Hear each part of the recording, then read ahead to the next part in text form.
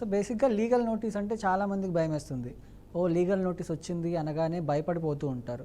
అసలు legal notice అంటే ఏంటి మేడం? బేసిక్గా న్యాయపరంగా లీగల్ నోటీస్కి నిర్వచనం ఏంటి? లీగల్ నోటీస్ అంటే ఏంటంటే ఫస్ట్ మనం ఏదైనా కేసు పెట్టాలనుకున్నా, మనకి ఏదైనా ప్రాబ్లం ఉన్నా, మనకి ఏదైనా ఇష్యూ ఉన్నా కూడా ఫస్ట్ దీంతో స్టార్ట్ చేస్తాం. ఏంటంటే డైరెక్ట్ ప్రతి ఒక్కరు వెళ్ళి కోర్టులో కేసు వేయడం అవన్నీ చేయలేరు కాబట్టి ఫస్ట్ దీంతో స్టార్ట్ చేయాలంటే ఇనిషియేషన్ అంటే స్టార్టింగ్ అనేది ఫస్ట్ దీంతోనే అనేది స్టార్ట్ చేయాలి. ఎట్లా అంటే ఒకవేళ మీరు కనుక లీగల్ నోటీస్ పంపిస్తే చాలా మటుకు ఫర్దర్ అంటే కోర్టుకి వెళ్ళేంత వరకు అంత దూరం వెళ్ళకుండా ఉండే ఛాన్సెస్ కొన్నిసార్లు ఉంటుంది. అండ్ మనం దాన్ని వాళ్ళకి అంటే ఎవరికైతే లీగల్ నోటీస్ పంపిస్తున్నామో వాళ్ళకి మనం ఒక రకంగా ఒక వార్నింగ్ ఇచ్చినట్టు, ఇన్ఫర్మేషన్ ఇచ్చినట్టు, అండ్ ఇలాంటి ఒక ఇష్యూ ఉంది అని చెప్పినట్టు. ఇలాంటిది ఒకటి చెప్తే ఏంటంటే మేబీ ఈ లీగల్ నోటీస్ పంపించిన వెంటనే వాళ్ళు మనం ముందుకు వచ్చి వాళ్ళంతట వాళ్ళు ప్రాబ్లమ్ని రిజాల్వ్ చేసుకోవచ్చు. లేదు ఇంకా వాళ్ళు రిజాల్వ్ చేసుకోలేదు అన్నప్పుడు మనం ఇప్పుడు లీగల్ నోటీస్ మామూలు జనరల్ ఏంటంటే మనం పంపించినప్పుడు ఒక టైం అనేది ఇస్తాం. 1 వీక్ లోపల 15 డేస్ లోపల ప్రాబ్లమ్ అనేది సాల్వ్ చేసుకోండి అని చెప్తాం. ఆ టైం లిమిట్ లోపల కనుక వాళ్ళు వచ్చి ఏదైతే లీగల్ నోటీస్ పంపించిన దాంట్లో ఏదైతే మనం చెప్తామో అది చేసిందంటే ఓకే. చేయలేదనుకుంటే అప్పుడు మనం ఒక ఛాన్స్ ఇచ్చిన తర్వాత వెళ్ళి వాళ్ళు మనం చెప్పింది విననప్పుడు వెళ్ళి కోర్టులో కేసు అనేది వేసుకోవచ్చు. సింపుల్ లాంగ్వేజ్ చెప్పాలంటే ఇదే. సో ఏదైనా సరే కేసు వేయడం కంటే ముందు ఫస్ట్ లీగల్ నోటీస్ పంపించుకుంటే ఏంటంటే సగం మటుకు ఛాన్సెస్ వచ్చినట్టు, మనం ఒక ఆఫర్ ఇచ్చినట్టు, వాళ్ళకు ఒక ఆపర్చునిటీ ఇచ్చినట్టు, ప్రాబ్లం రీసాల్వ్ చేసుకోండి అని చెప్పేసి. సో అక్కడికే ఆగిందంటే పర్లేదు, లేదా అక్కడికి కూడా వినలేదు, వాళ్ళు భయపడలేదు, ఏమైనా చేసుకోండి అంటే అప్పుడు వెళ్ళి కోర్టులో కేసు అనేది వేసుకోవచ్చు. అంటే ఒక వ్యక్తి చట్టబద్ధంగా ఒక లీగల్ నోటీస్ ఇవ్వాలంటే ఎలాంటి నియమాలు అనేవి పాటించాల్సి ఉంటుంది మేడం? నియమాలు అంటే ఫస్ట్ ఏంటంటే లీగల్ నోటీస్ జనరల్లీ అడ్వకేట్స్ పంపించాలి. అంటే ఎవరంటే వాళ్ళు పంపించడానికి లేదు. బట్ కొన్నిసార్లు ఈవెన్ ఇప్పుడు ఎవరైనా సరే కామన్ పర్సన్ కూడా పంపించచ్చు. కానీ ఏంటంటే ఆ లీగాలిటీ ఏదైతే ఉంటుందో అంటే లీగల్గా ఎలా పంపించాలి, ఫార్మాట్ ఎట్లుంటుంది, ఎలాంటి ఫార్మాట్లో పంపించాలనేది ఒకటి ఇంపార్టెంట్. అది తెలిసి ఉండకపోవచ్చు. సో లీగల్ ఇన్ఫర్మేషన్ అంత నాలెడ్జ్ ఉండదు కాబట్టి బేసికల్గా మీరు వెళ్ళి ఒక లాయర్ని కలిసి లీగల్ నోటీస్ అనేది ఇప్పించుకోవాలి. లీగల్ నోటీస్లో మెయిన్ ఏంటంటే లెటర్ హెడ్ ఉంటుంది. ఎవరైతే అడ్వకేట్ పంపిస్తున్నారో వాళ్ళ లెటర్ హెడ్ మీదనే లీగల్ నోటీస్ పంపించడం జరుగుతుంది. దాంట్లో డేట్ స్పెసిఫై చేసి ఉంటుంది. అండ్ ఏదైతే కేసు గురించి మనం పంపిస్తున్నామో దాంట్లో అన్ని ఫ్యాక్ట్స్ ఆఫ్ ద కేస్ కానీ ప్రతిదీ కూడా మనం అందులో మెన్షన్ క్లియర్ చేస్తాం. ఏది దృష్టిలో పెట్టుకొని లీగల్ నోటీస్ పంపిస్తామంటే ఫర్దర్ మనం కోర్టులో కేసు వేసినప్పుడు ఎట్లాంటి అలిగేషన్స్ అయితే పెడతామో అంటే ఏదైతే కేసుకి సంబంధించిన విషయాలు ఉంటాయో అవన్నీ కూడా ఫస్టే మనం లీగల్ నోటీస్లో పెట్టేస్తాము. ఆ పెట్టేసిన తర్వాత అది లీగల్ నోటీస్కి ఎంత వాల్యూ ఉందంటే లీగల్ నోటీస్ మనం ఖచ్చితంగా కోర్టులో ఏదైతే కేసు వేస్తామో తర్వాత టైం ఇచ్చిన తర్వాత కూడా వాళ్ళు చేయలేదని చెప్తున్నాను కదా, ఆ టైంలో మనం ఎప్పుడైతే కోర్టులో కేసు వేస్తామో లీగల్ నోటీస్ కూడా డాక్యుమెంట్లో ఒక ఇంపార్టెంట్ డాక్యుమెంట్ అవుతుంది. కోర్టులో వెయ్యాలి, మేము ఆల్రెడీ లీగల్ నోటీస్ పంపించినాము అయినా కూడా మాకు రెస్పాండ్ అవ్వలేదు కాబట్టి మేము కోర్టుకి వస్తున్నాము అని చెప్పడానికి లిస్ట్ ఆఫ్ డాక్యుమెంట్స్లో ఫస్ట్ వచ్చేది లీగల్ నోటీసే. సో లీగల్ నోటీస్ ఆల్రెడీ వేసినామని చెప్పి కోర్టులో కూడా అదొకటి పెట్టడం జరుగుతుంది. అండ్ సిగ్నేచర్ దాంట్లో ఎవరైతే అడ్వకేట్ వేస్తున్నారో వాళ్ళకి సంబంధించిన ఎన్రోల్మెంట్ నెంబర్ ఏదైతే ఉందో అంటే ఎవరంటే వాళ్ళు పంపించడానికి లేదని చెప్తున్నాను కదా. సో అడ్వకేట్ ఎవరైతే పంపిస్తారో వాళ్ళ అడ్రస్, వాళ్ళ డిజిగ్నేషన్, వాళ్ళ కింద phone numbers plus mail IDs ఇవన్నీ కాకుండా వాళ్ళ సిగ్నేచర్స్ అన్నిటితో పాటు ఎన్రోల్మెంట్ నెంబర్ కూడా పెడతారు. దాన్ని బట్టి ఏంటంటే ఆ లీగల్ నోటీస్ జెన్యున్లీ ఒక లాయర్ నుంచి వచ్చిందా లేదా తెలుసుకోవచ్చు. అంటే ఈ నోటీసులు వ్యక్తిగతంగా గాను బెదిరింపుగా గాను యూజ్ చేసే సందర్భాలు కూడా కనిపిస్తున్నాయి ఈ మధ్య కాలంలో.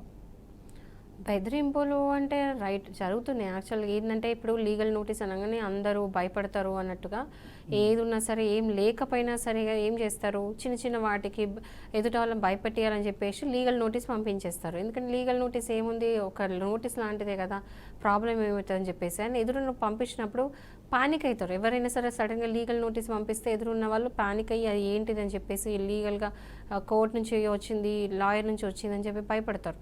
సో ఇలాంటివన్నీ జరిగే ఛాన్సెస్ ఉన్నాయి, భయపెట్టియచ్చు అని చెప్పేసి చాలామంది భయపెట్టియడానికి లీగల్ నోటీస్ పంపిస్తున్నారు. మిస్యూజ్ అట్లనే అవుతుంది. అండ్ ఇంకో మిస్యూజ్ ఏంటంటే రియల్గా అడ్వకేట్ పంపించకుండా ఎవరో అడ్వకేట్ లాగా పంపించడం, నిజానికి వాళ్ళు అడ్వకేట్లు కాదు కానీ అడ్వకేట్ లాగా వాళ్ళు నోటీసులు పంపించడం ఇలాంటివి కూడా చేస్తున్నారు. సో లీగల్ నోటీసులు ఏంటంటే అంటే వాళ్ళకి ఏదైనా జరగాలి అనుకుంటే వాళ్ళు చేయాలనుకున్నది దీని ద్వారా భయపెట్టిస్తున్నారు.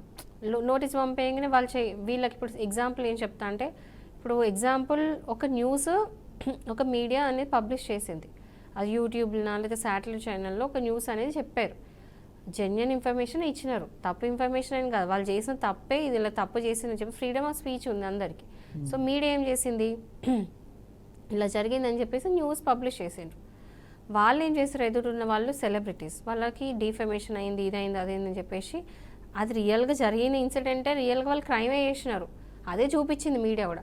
బట్ వాళ్ళు ఏం చేస్తారు, నోటీస్ పంపిస్తారు, లీగల్ నోటీస్ భయపెట్టడానికి. లీగల్ నోటీస్ పంపిస్తే వెంటనే మీరు తీసేసేయండి అని చెప్పి.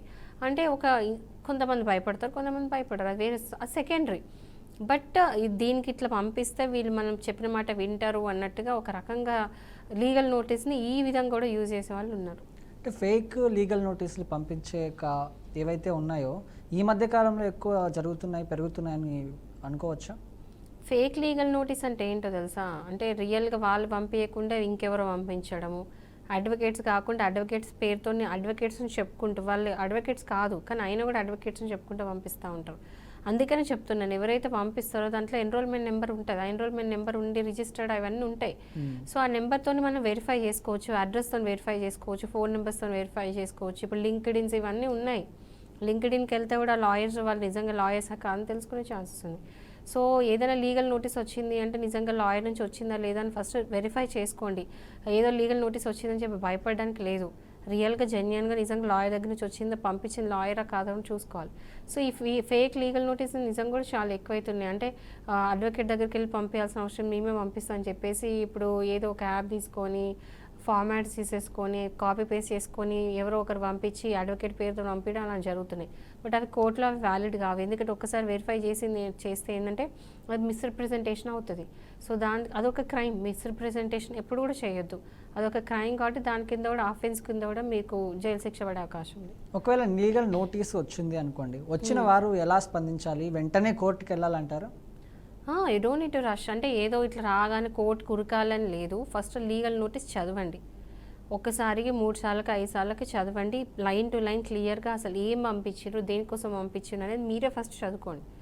లేదు మీకు అర్థం కావట్లేదు అంటే ఒక అడ్వకేట్ని కలిసి చూపియండి, ఈ కంటెంట్ ఏంటి, అసలు అందులో ఏముంది, దేనికోసం వచ్చింది నోటీసు, ఏమేమి సెక్షన్స్ ఉన్నాయి, ఇది సీరియసా కాదా, లేకపోతే నిజంగా మీరు చేసి ఉన్నారా లేదో కూడా ఇంపార్టెంటే కదా, మీరు ఏం చేసిపోయినా ఉట్టిటి కూడా పంపించే ఛాన్సెస్ ఉంది. సో అది మీరు చేసి ఉన్నారా లేదా అనేది ఒకటి చూసుకొని, ఒకవేళ అలాంటిది ఏమైనా జరుగుంటే మాత్రం అడ్వకేట్ని కలిసి మీరు దానికి ఒక రిప్లై నోటీస్, ఏదైతే లీగల్ నోటీస్ వచ్చిందో దానికి ఖచ్చితంగా reply notice must. So reply notice అనేది ఇవ్వండి, ఏదైతే పెట్టారో అది ఒప్పుకుంటే ఒప్పుకున్నట్టు, లేకపోతే లేదు అది అబద్ధం అని చెప్తూ ప్రతి ఒక్క లైన్ ఉంటుందో లీగల్ నోటీస్, ప్రతి లైన్కి మనం దానికి రిప్లై ఇవ్వాల్సి ఉంటుంది. అది మామూలుగా పబ్లిక్ కష్టం కాబట్టి ఖచ్చితంగా ఒక అడ్వకేటే చేయగలుగుతారు కాబట్టి అడ్వకేట్ నుంచి కలిసి చేయించుకోండి రిప్లై నోటీస్. అంటే ఈ నోటీసుల దుర్వినియోగం మీద ఎవరైనా చర్యలు తీసుకోవాలంటే ఎలాంటి చర్యలు తీసుకోవచ్చు మేడం? సపోజ్ ఇప్పుడు మీకు అర్థమైంది అనుకోండి, ఒకవేళ నోటీస్ అది ఫేక్ నోటీస్ అని అనిపించింది అనుకోండి, లేకపోతే అది అడ్వకేట్ కూడా కాదు బట్ ఎవరో పంపించిండ్రు అడ్వకేట్తో పేరుతోని, లేకపోతే లేని ఉన్నట్టు ఏదో సమ్ ఫేక్నెస్ మీకు కనిపించింది అన్నప్పుడు మీరు వెళ్ళి ఎవరైతే అడ్వకేట్ పంపించిండ్రో ఆ అడ్వకేట్ పేరు మీద వెళ్ళి బార్ కౌన్సిల్లో మీరు కంప్లైంట్ చేయొచ్చు. కోర్ట్స్లో బార్ కౌన్సిల్ ఉంటుంది. సో బార్ కౌన్సిల్ ఏ కోర్ట్ అయితే ఉన్నదో ఆ కోర్టుకి వెళ్ళి బార్ కౌన్సిల్ కోర్టు పక్కకి బార్ కౌన్సిల్ ఉంటుంది, అక్కడికి వెళ్ళి రిటర్న్లో ఒక కంప్లైంట్ ఇవ్వచ్చు, ఈ అడ్వకేట్ ఇట్లా మిస్లీడ్ చేస్తున్నాడు, ఇట్లాంటి ఫేక్ పంపిస్తున్నాడు, ఇలాంటివన్నీ కంప్లైంట్ ఇవ్వచ్చు. ఇది కాకుండా ఒకవేళ అసలు అడ్వకేట్ ఇన్వాల్వ్ లేడు, ఏదో కామన్ పర్సన్ అడ్వకేట్ పేరుతో అట్లా పంపించుంటే మాత్రం చీటింగ్ కింద కూడా మీరు వెళ్ళి పోలీస్ స్టేషన్లో కంప్లైంట్ అనేది పెట్టుకోవచ్చు. మిస్రిప్రజెంటేషన్ కూడా మీరు కేసు అనేది వేయొచ్చు. సో ఇలాంటిది కేసెస్ అన్నీ ఇంకా తర్వాత చూసుకుంటారు పోలీస్ స్టేషన్లో, వాళ్ళు వేసే సెక్షన్స్ వాళ్ళు వేస్తారు, బట్ వెళ్ళి మీరు మాత్రం కంప్లైంట్ అనేది చేయొచ్చు ఒకవేళ ఫేక్ అనుకుంటే. సోషల్ మీడియాలో ఈ లీగల్ నోటీస్ అనేది స్క్రీన్ షాట్ తీసి పంపిస్తూ ఉంటారు, అండ్ ఇది చట్టపరంగా సమర్థించవచ్చా దీన్ని? సోషల్ మీడియాలో లీగల్ నోటీసులు అంటే ఎగ్జాంపుల్ వాట్సాప్ ఒకటి మెయిన్ అయితే ఏంటంటే మెయిల్స్. కొన్నిసార్లు ఏంటంటే మన కంపెనీస్ నుండి మనకి లీగల్ నోటీస్ వస్తాయి, కొన్నిసార్లు మనం కంపెనీస్కి లీగల్ నోటీస్ పంపిస్తాం. సో అది మనం ప్రతిసారి పోస్ట్ ద్వారా పంపించాలని లేదు, మెయిల్స్ కూడా పంపించచ్చు. సో మెయిల్స్లో పంపించినా కూడా అది లీగల్ నోటీస్ కిందనే, అది కూడా అంటే గుర్తింపు, అంటే కోర్ట్స్ అనేది గుర్తిస్తాయి అవి. అండ్ వాట్సాప్లో ఒకవేళ కనుక మీకు ఏ అవైలబిలిటీ లేదు అంటే వాళ్ళ అడ్రస్ తెలియదు మీకు, మెయిల్ ఐడి తెలియదు, ఏది తెలియదు. సో మీరు ఏం చేస్తారు, అప్పుడు వాట్సాప్లో పంపిస్తారు. సో వాట్సాప్లో పంపించిన నోటీస్ కూడా నోటీసే, అది నోటీస్ కాదు అనుకోవడానికి లేదు, అది కూడా చట్టబద్ధత ఉంది దాన్ని కూడా, అది కూడా లీగల్గే.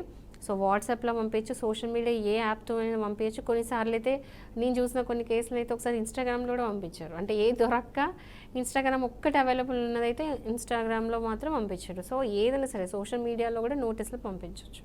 ఆ నోటీసులు ఏంటంటే ఇట్లా సమన్స్ లాగండి, మీరు ఈ టైంకి రండి, ఇట్లాంటి మీకు ఒక నోటీస్ ఉంది, కోర్టులో ఇలా జరుగుతుంది, మీరు వచ్చి అపేర్ కండి అని చెప్పే నోటీసులు అవన్నీ. సో అలాంటివి కూడా ఇన్స్టాగ్రామ్లో పెట్టిన రోజులు కూడా ఉన్నాయి, నేను అందుకే చెప్తున్నా. సో సోషల్ మీడియాలో ఏ ప్లాట్ఫామ్ త్రూ కూడా మీరు లీగల్ నోటీస్ కనుక పంపిస్తే అది నోటీస్ అన్నట్టే. మెయిల్స్లో పంపిస్తేనైతే ఖచ్చితంగా అది నోటీస్ అన్నట్టే. బట్ వాటికి ఏంటంటే ప్రూఫ్స్ ఉండాలి, అక్నాలజ్మెంట్స్ ఉండాలి, మీరు అన్నట్టు స్క్రీన్ షాట్స్ ఉండాలి. ఆ స్క్రీన్ షాట్స్ ఏంటంటే ఇప్పుడు ఎగ్జాంపుల్ వాట్సాప్ చూద్దాం.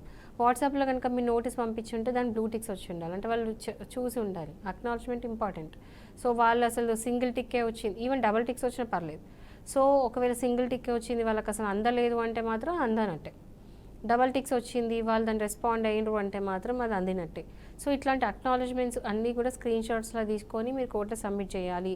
ఏమనంటే నోటీసులు వెళ్ళింది, నోటీస్ పంపడం జరిగింది, వాళ్ళు రిసీవ్ చేసుకోవడం జరిగింది, బట్ అయినా కూడా వాళ్ళు కోర్టులో వచ్చి చెప్పిన టైంకి అపేర్ అవుతలేరు అనేది మీరు చెప్పుకోవచ్చు. సో ఇలాంటి ప్రూఫ్స్ అని పెట్టుకోవచ్చు మీరు.